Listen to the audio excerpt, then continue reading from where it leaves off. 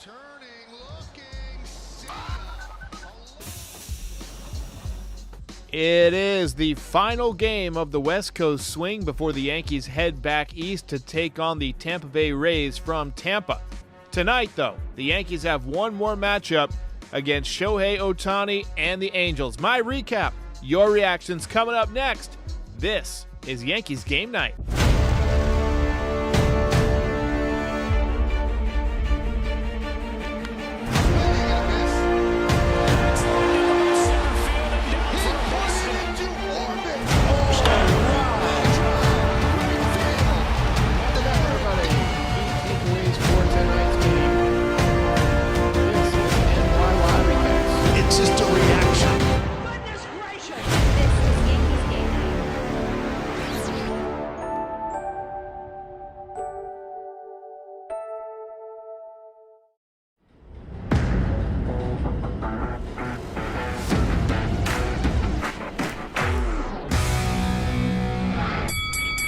Well, we blew another very winnable game, another very winnable series, and the anxiety is beginning to mount for Yankees fans, myself included. What a tough night this was. How's it going, everybody? I was just going to do a quick little recap tonight, but I figured since it's the last game of the West Coast, and this was a tough loss, let's talk about it. Before we get to the recap, and I've got a cat up here who's going to have to get down. Sorry, cat.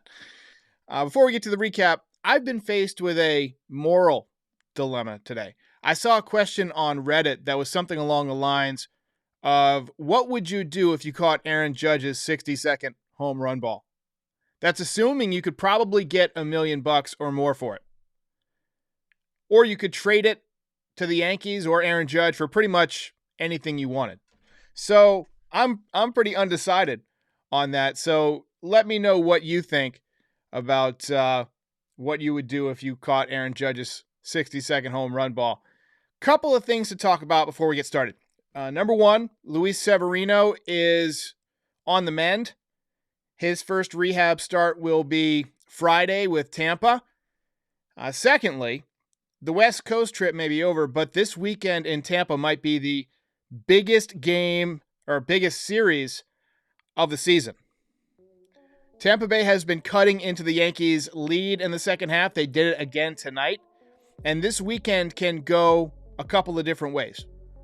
The Yankees can either take care of business and make things a little bit easier for themselves down the stretch, or the more likely scenario, they can continue to cough up games and make the end of this season uncomfortably tight, or even put themselves in the position of losing the division.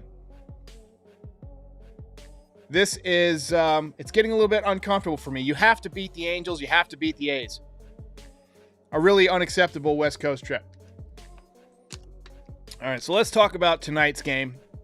Anthony Rizzo was out of the lineup again after homering in 2 straight. You guessed it, back trouble. He did come in for defense late in the game, but I wouldn't blame you if you're starting to get concerned. This guy's had back issues all season, and you need this guy healthy. I mean, we've seen the last couple of days the difference that he can make when he's healthy. Garrett Cole was on the hill tonight. He had easily his best game of the season last year against the Angels in Anaheim, unless you count the shutout against the Astros, 138 pitches or whatever. But he had 15 strikeouts against the Astros. Against the Angels in Anaheim. Tonight, he was dominating early in the game, but in a different way. He was working quickly. He was getting outs on pitches early in the count, pounding the strike zone. He actually didn't even pick up his first strikeout until the 3rd inning. Gleyber Torres had a couple of good at-bats tonight. He got the Yankees on the board with an RBI double in the top of the 5th. Aaron Hicks made it 2-0 Yankees with a sacrifice fly, just missed a 2-run home run. But bottom of the 6th, Garrett Cole got into trouble, and it wasn't totally his fault. 2 errors, a throw by Donaldson that he shouldn't have made, and then IKF booted a routine ground ball, getting tired of saying that. And then Shohei Ohtani smashed a 3-run home run to put the Angels up 3-2. For Ohtani, he's got 30 home runs now as a hitter, 10 wins as a pitcher. So essentially, he's been Garrett Cole and Anthony Rizzo, but with a better batting average. That guy's unreal. Final line for Garrett Cole, 6 innings, 3 runs, 2 earned runs, 1 walk, 4 strikeouts. Clay Holmes was a big positive tonight. He looks like he's back. The first pitch kind of missed the zone by about 3 or 4 feet. So I was getting a little worried there for a second. But he ultimately came around, got a couple of strikeouts. Yankees threatened in the 9th with a couple of walks, but ultimately they do not score. And once again, the Yankees lose.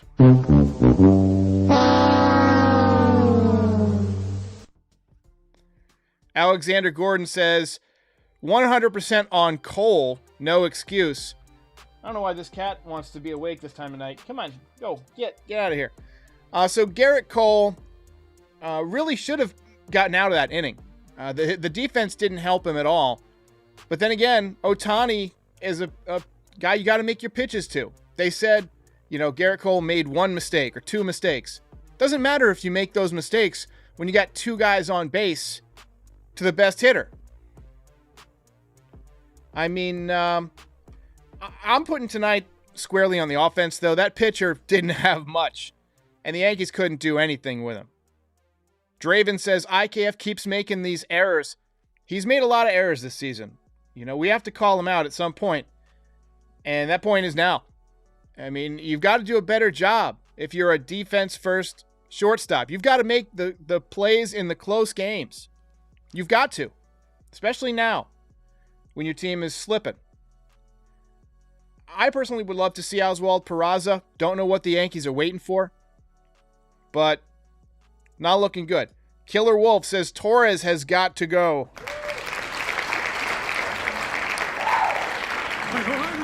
He picked up a double tonight, but struck out in another key situation. He's been just so up and down this year. The whole second half has been miserable for him. This is a frustrating one. Guys want me to rant in the comments, but honestly, one, I'm too tired to rant because it's 12:30 in the morning. By the way, happy September 1st, everybody. But second of all, it's more of like an exasperation at this point. It's like a fatigue more than an anger at this point watching this team because it's the same stuff every night. This was the Yankees' worst month since 1991.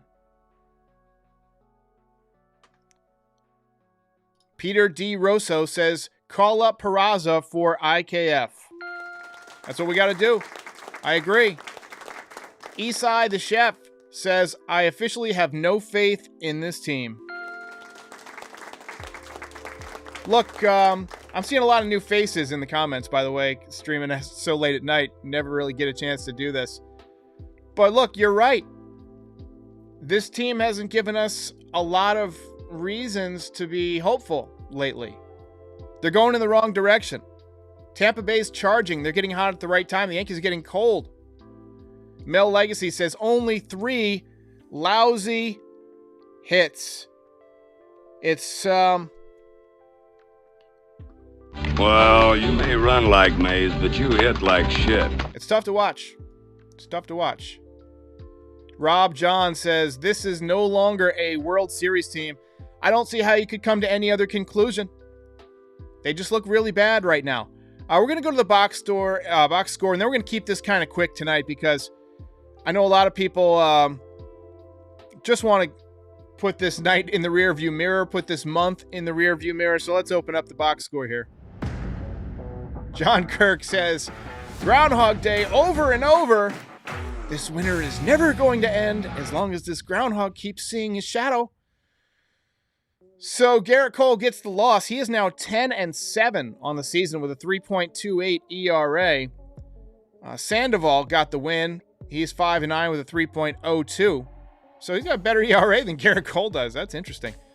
I didn't think he had very much. A lot of zeros in that hit column once again, and a lot of bad batting averages. LeCastro didn't have an at-bat, but he's at 176. Rizzo, 225. Stanton, 221.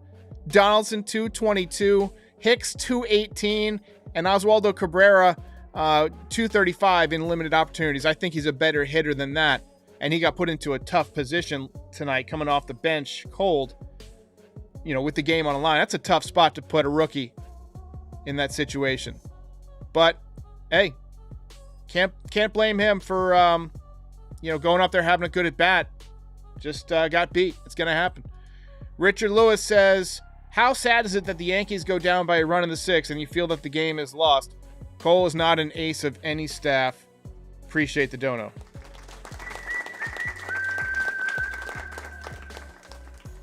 Robert Piccolo says, I have no hope for the Yankees in the first round of the playoffs. I don't know. I don't even know if they're going to make the playoffs, honestly. They're playing so bad right now. If they have another month like they did in August and September, they're not going to make the playoffs. Jesus Vega says, you guys got to stop watching these clowns. Just tune out or just tune into your show, Derek, to hear all this frustration. I don't blame you. Look, if I wasn't super into it, I would turn it off too. I'm not seeing much of an effort out of the team right now. I'm seeing a lot of the same exact type of losses. Dr. Van Nostrand says, it's September. Can they call up Peraza now? Yes. Nikki Bagley says, if Tampa sweeps us, we're done. If Tampa sweeps us, we're still in first place. But right now, the lead is 5 in the loss column. So it'll be essentially a toss-up going into the final 4 weeks or so. You'll essentially not be able to have another cold streak. You're going to have to essentially win out to guarantee yourself a spot. So, Cole and Holmes did the only work on the mound tonight, but Yankees can't get it done. It's got to be the offense. Offense has got to get better. Drunk Monk says, if the Yankees beat the Astros in the ALCS and lose in the World Series to Monty and the Cardinals in Game 7, how would you feel about this year? Any year which you don't win the World Series, I feel awful. I appreciate the Super Dono. Bravo Willie says, did you see the A's trolled the Yankees when they called up Waldachuk? I did see that. I'm rooting for Waldachuk. I've always thought he had great stuff. And I'm a little disappointed in the return that we got for him. Appreciate the donut.